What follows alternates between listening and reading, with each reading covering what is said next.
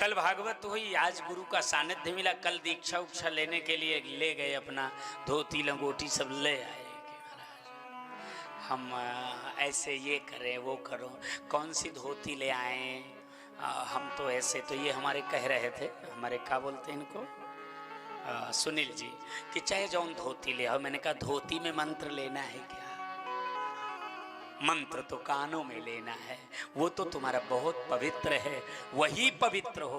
बाकी सारी चीजों की वैल्यू, ये तो एक पद्धति बना दी गई है। बड़े बड़े महात्मा अपने ही गमछे से उड़ा के दीक्षा दे देते हैं, उसके लिए तुम्हें गमछे लाने की आवश्यकता नहीं है। ध्रुव जी महाराज को नारद जी ने अपने ही पीतांबरी से उड़ाई के मंत्र दे दिया था। उसके लिए उन्होंने ये नहीं कहा कि तू बाजार चला जा, ये ले आ वो ले आ। ये तो हमारी तुम्हारी एक प्रयास, हमारी तुम्हारी एक इच्छा, ये दे दे ये दे दे। असली गुरु तो प्रसन्न तभी होगा जब उसका शिष्य उत्तम प्राप्त हो जाएगा। 5 बजे से स्नान किया, कितनी परिक्रमा किया, कितना मतलब दौड़ दौड़ के सेवा करना, अपने पिता को भागवत सुना रहे हो। तुम्हारे जैसा सच्चा पात्र ही तो दीक्षा का सत्पात्र है। ऐसे पात्र में ही दीक्षा दी जाती है।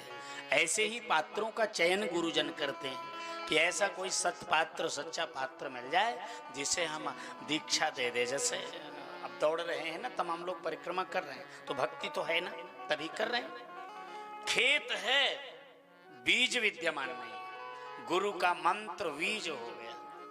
मंत्र क्या है? बीज है। बिना गुरु दीक्षा के किसी का मंगल होने वाला नहीं है। बिन गुरु भवनिधि तरई न कोई, जो विरंच शंकर सम होई। अगर ब्रह्मा और शंकर के समान भी ज्ञानी है, हाँ? सुनील जी, फिर भी बिना गुरु के, सुनील जी हमारे कल हमारे साथ भोजन कर रहे थे। मैंने कहा बड़ा पवित्र काम, कोई चालू काम तो किया ही नहीं, कथा बहुत अच्छे हो। तो इन्होंने कहा नहीं, हम और तो हम नहीं जानते, लेकिन हमारे जीवन का अच्छा उस दिन सबसे अच्छा हो गया जिस दिन गुरु के रूप में आप प्राप्त हो गए। वो दिन मेरे जीवन का सबसे अच्छा दिन था। उत्तम शिष्य को उत्तम गुरु अपने आप प्राप्त हो जाते हैं, उन्हें खोजना नहीं पड़ता है, वो दरवाजे आ जाते हैं, बीज बो जाते हैं। बिना गुरु के किसी का मंगल हुआ नहीं है। गुरु आध्यात्म जगत का आधार है।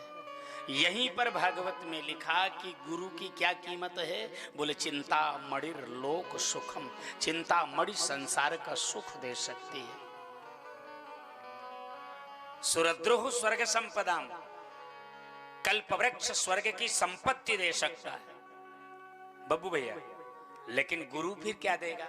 जब संसार का सुख चिंता मणि देती है और स्वर्ग की संपदा कल्प वृक्ष देता है, तो गुरु की क्या जरूरत है?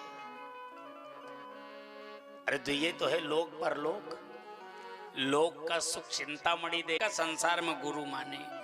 यह बात बता रही है कि तुमने सबसे ऊंचे स्थान पर अपने को रख रखा है, इसलिए तुमको अपने से गुरु श्रेष्ठ कोई दिखता नहीं। दिखता कौन है? वो जो ऊपर है, जो कभी नीचे आता नहीं, तुम्हें मिलने नहीं, जिसके जो पैर ना तो तुम्हें धुलने को मिलेंगे, ना तुम अपने घर पधरा पाओगे, बस केवल अपनी कमियों को छिपाते रहोगे। और संसार में कोई तुम्हें डांटने वाला नहीं मिलेगा, कोई तुम्हें दबाव देने वाला नहीं मिलेगा कि तू क्या कर रहा है। यही तेरे जीवन का तरीका है। गुरु होगा तो कभी तो कहेगा कि ये तुम काम सुनील जी गलत कर रहे हो। गुरु है ही नहीं, तुमने तो भगवान को बना रखा। कुछ लोग ऐसे गुरु बनाते हैं कि जो आज ही मंत्र ले काल है ओल चली बस है। हाँ, जो 90 साल के कब्र में पड़ा और 30 साल का शिष्य मंत्र लेता है, तो गुरु के जाते ही तो वो निराधार हो जाएगा ना। गुरु कैसा हो? जो बिल्कुल जगा हो, तरुण हो और महाराज एकदम साध्य में जुड़ा हुआ हो, और हमारे जीवन में कुछ दिन उसकी उपस्थिति रहे। भले ही वो जवान है, आज चला जाए, लेकिन ये तो पक्का हो गया है कि 90 साल वाला अब जाने ही वाला है। एक हमारे बड़े प्रेमी आचार्य थे, तो उनके पिता पुत्र दोनों दीक्षा देते थे। तो उन्होंने पिता से लिया जो लगभग 93 साल के थे। तो जुपुल एकदम जैसे दिया बुझे वाला रहे तो जुक जुक जुक जुक जुक जुक करे ना ऐसे। तो हमने उनसे पूछा कि इनसे मंत्र लिया, इनके बेटे से क्यों नहीं लिया? कहन व्यास जी ये जल्दी चला जाए हैं तो ज्यादा दिन इनका बोला हुआ वो करेगा ना परी, नहीं इनका कह लिए तो पूरे जिंदगी बोलो वो इनका परी है ना। यह स्थिति इस समाज की है। इस गहराई तक इस समाज को मैंने चिंतन किया। राखिए गुरु जो कोप विधाता। यदि गुरु विद्यमान है आपके जीवन में तो कोई बात अपनी कह सकते हो। गुरु गृह गय तुरत मही पाला, शरण लागी करे विनय विशाला। केवल थोड़ा सा बढ़ाओ हो बोला। हर गुरु गृह गय तुरत मैं ही पाला, गुरु गृह गय